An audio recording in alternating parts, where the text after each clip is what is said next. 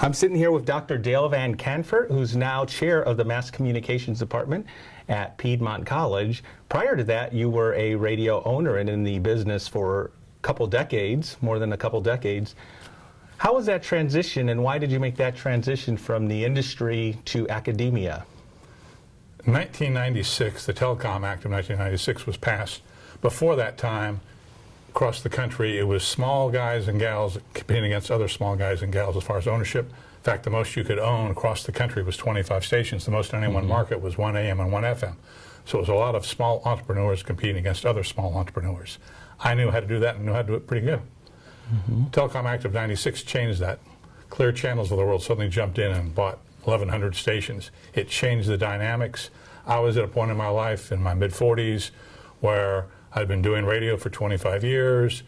I enjoyed it, but maybe I wanted to do something different.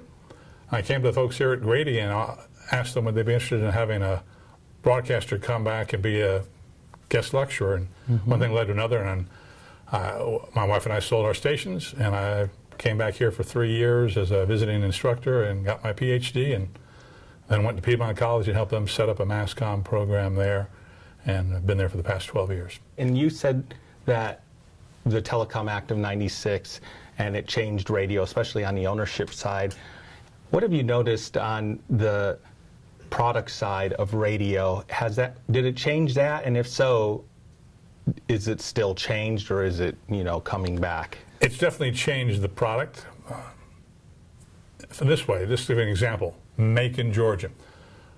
I was in a market very near that, 35 miles from it. At the time I was joining that market, there were 12 radio stations and 6 different operators in that market. 6 different people had different ideas about how to operate stations, what they wanted to program, who they wanted to program to.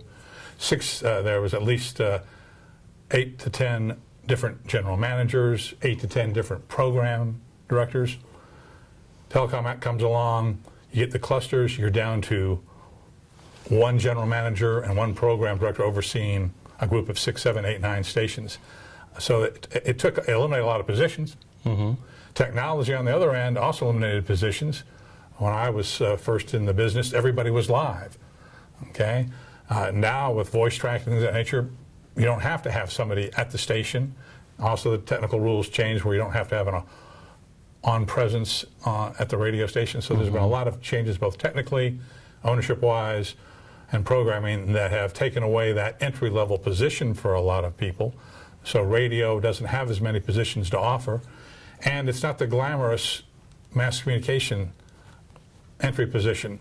People usually, when they are at Piedmont College and they come to talk to me, they talk to me about television first, or maybe doing social media now.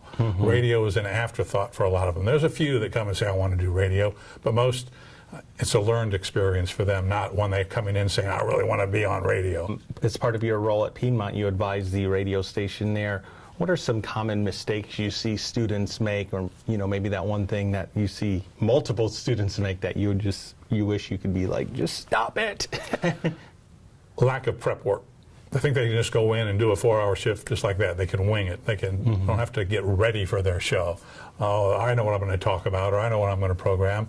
And it sounds that way. It sounds like they just came in and winged it. Good on-air people do lots of prep work. In fact, when we talk about it, we talk about for every minute you're on the air, you should put in at least 2 minutes of prep time. So twice as much prep time as for on-air work.